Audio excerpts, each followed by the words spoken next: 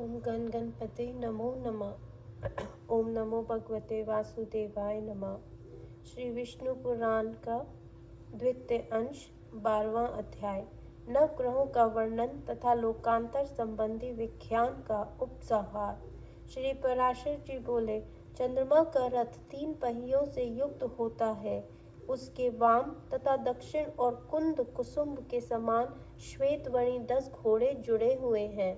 ध्रुव के आधार पर स्थित उस वेगशाली रथ से चंद्रदेव भ्रमण करते हैं और नागविधि पर आश्रित अश्विनी आदि नक्षत्रों का भोग करते हैं। सूर्य के समान इनकी किरणों के भी घटने बढ़ने का निश्चित क्रम है। हे मुनि श्रेष्ठ, सूर्य के समान समुद्र गर्भ से उत्पन्न हुए उनके घोड़े भी एक बार जोत दिए जाने पर एक कल्प पर्यंत रथ खींचते हैं। हे मैत्रेय, सूर्यगण के पान करने रहने से क्षीण हुए कला मात्र चंद्रमा का प्रकाशमय सूर्य देव अपनी एक किरण से पुनः पोषण करते हैं। जिस क्रम से देवगण चंद्रमा का पान करते हैं, उसी क्रम से जलापहारी सूर्य देव उन्हें शुक्ल प्रतिपदा में प्रतिदिन पुष्ट करते हैं। हे मैत्रेय, इस प्रकार आधे महीने में एकत्रित हुए चंद्रमा के अमृत को देवगण फिर पीने लगते हैं, क्योंकि देवताओं का आहार तो अमृत ही है। 33,333 देवगण चंद्र स्तत अमृत का पान करते हैं। जिस समय 2 कला मात्र रहा हुआ चंद्रमा सूर्य मंडल में प्रवेश करके उसकी अमा नामक किरण में रहता है, वह तिथि अमावस्या कहलाती है। उस दिन रात्रि से वह पहले जो जल में प्रवेश करता है, फिर वृक्ष लता आदि में निवास करता है और तदनंतर क्रम में सूर्य से चला जाता है।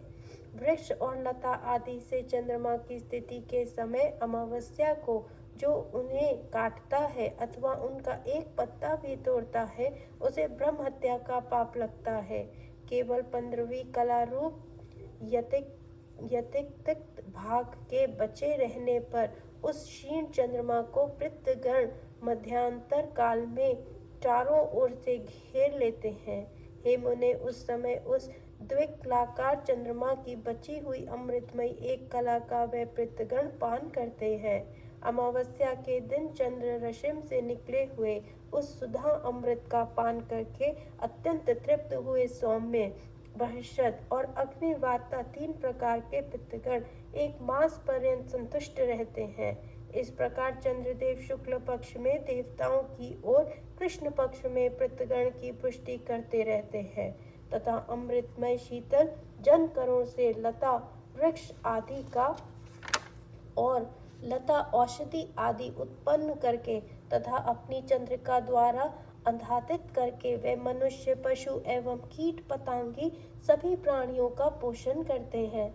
चंद्रमा के पुत्र बुध का रथ वायु और अग्निमय द्रव्य का बना हुआ है और उसमें वायु के समान वेगशाली 8 पिंशंक वर्ण घोड़े जुटे हैं।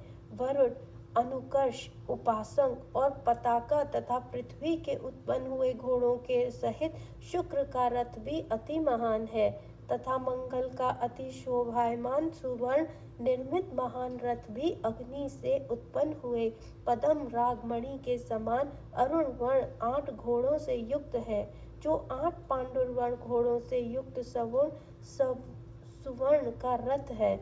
उसमें वर्ष के अंत में प्रत्येक राशि में बृहस्पति जी विराजमान होते हैं। आकाश से उत्पन्न हुए विचित्र वर्ण घोड़ों से युक्त रथ में आरूढ़ होकर मंदगामी शनैश्वर जी धीरे धीरे चलते हैं।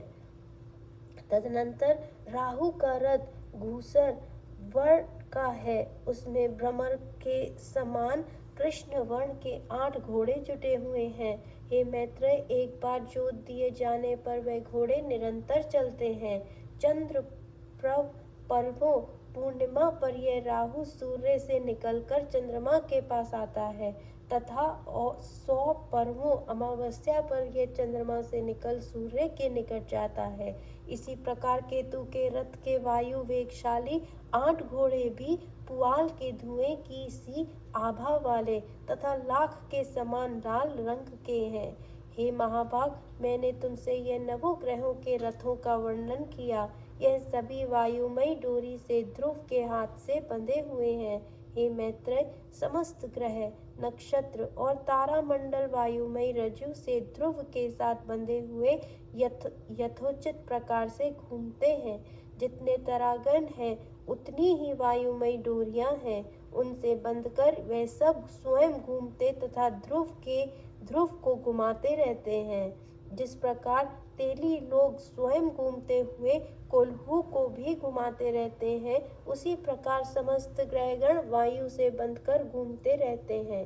क्योंकि इस वायु चक्र से प्रेरित होकर समस्त ग्रहगण अलाक चक्र बनाती के समान घूमा करते हैं, इसलिए यह प्रवह कहलाता है। जिस शिशुमार चक्र का पहले वर्णन कर चुके हैं तथा जहाँ ध्रुव स्थित है, हे मुनि श्रेष्ठ, अब तुम उनकी स्थिति का वर्णन सुनो।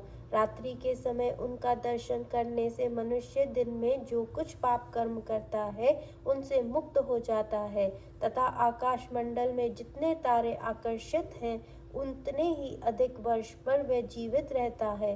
उत्तान पाद उसकी ऊपर की हनु थोड़ी है और यज्ञ नीचे की तथा धर्म से उनके मस्तक पर अधिकार कर रखा है।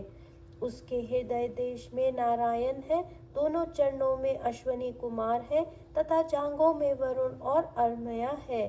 सर्वंतर उसका शिशन है। मित्र ने उसके आपन देश को आश्रित कर रखा है तथा अग्नि, महेंद्र, कश्यप और ध्रुव पुच्छ भाग में स्थित है। शिशुमार के पुच्छ भाग में स्थित ये अग्नि आदि 4 तारे कभी अस्त नहीं होते। इस प्रकार मैंने तुमसे पृथ्वी, ग्रहगण, द्वीप, समुद्र, पर्वत, वर्ष और नदियों का तथा जो जो उनमें बसते हैं उन सभी के स्वरूप का वर्णन कर दिया। अब इसे संक्षेप से फिर सुनो। हे विप्र, भगवान विष्णु का जो मूर्त रूप जल है उससे पर्वत और समुद्र आदि के सहित कमल के समान आकर आने वाली पृथ्वी उत्पन्न हुई। हे विप्रवय, तारागण, त्रिभुवन, वन, पर्वत, दिशाएं, नदियां और समुद्र सभी भगवान विष्णु ही हैं तथा और भी जो कुछ है अथवा नहीं है वह सब भी एकमात्र वे ही हैं। क्योंकि भगवान विष्णु ज्ञान स्वरूप है इसलिए वे सर्वमय है, पराच्छिन्न पदार्थ का नहीं है। अतः इन पर्वत, समुद्र और पृथ्वी आदि भेदों को तुम एकमात्र विज्ञान का ही विलास जानो। जिस समय जीव आत्मज्ञान के द्वारा दोष रहित होकर संपूर्ण कर्मों का श्रेय हो जाने से अपने शूद्र स्वरूपों में स्थित हो जाता है, उस समय आत्म वस्तु में संकल वृक्ष के फल स्वरूप पदार्थों भेदों की प्रतीति नहीं होती। हे द्विज, कोई भी घटाती वस्तु है ही कहाँ। आदि, मध्य और अंत से रहित नित्य एक रूप ही तो सर्वत्र व्याप्त है। जो वस्तु पुनः पुनः बदलती रहती है, पूर्ववत नहीं रहती, उसमें वास्तविकता ही क्या है। देखो, मृतिकता की घट रूप हो जाती है और फिर वही घट से कपाल, कपाल से चूर्ण रज और रज से अणुरूप हो जाती है। तो फिर बताओ, अपने कर्मों के वशीभूत हुए मनुष्य आत्म स्वरूप को भूलकर इसमें कौन सी सत्य वस्तु देखते हैं। अतः हे द्विज, विज्ञान से अतिरिक्त कभी कहीं कोई पदार्थ आदि नहीं है। अपने अपने कर्मों के भेद से भिन्न भिन्न चित्तों द्वारा एक ही विज्ञान नाना प्रकार से मान लिया गया है। वह विज्ञान अति विशुद्ध, निर्मल, निशोक और लोभ आदि समस्त दोषों से रहित है। वही एक सत्य स्वरूप परम परमेश्वर वासुदेव है, जिसके पृथक और कोई पदार्थ नहीं। इस प्रकार मैंने तुमसे यह परमार्थ का वर्णन किया है। केवल एक ज्ञान ही सत्य है, उससे भिन्न और सब असत्य है। इसके अतिरिक्त जो केवल व्यवहार मात्र है, उस त्रिभुवन के विषय में ही मैं तुमसे कह चुका। इस ज्ञान मार्ग के अतिरिक्त मैंने कर्म मार्ग संबंधी यज्ञ, पशु, वाहिन, समस्त ऋत्विक, सोम, सुरगण तथा स्वर्गमय कामना आदि का भी दिग्दर्शन करा दिया। भूलोकों आदि के संपूर्ण भोग इन कर्म करापों के ही फल हैं। यह जो मैंने तुमसे त्रिभुवनगत लोगों का वर्णन किया है, इन्हीं में जीव कर्मवश घूमा रहता है। ऐसा जानकर इससे विरक्त हो मनुष्य को वही करना चाहिए जिससे ध्रुव, अचल एवं सदा एक रूप भगवान वासुदेव में लीन हो जाए। इस प्रकार श्री विष्णु पुराण के दूसरे अंश का 12वां अध्याय समाप्त। ओम नमो भगवते वासुदेवाय नमः।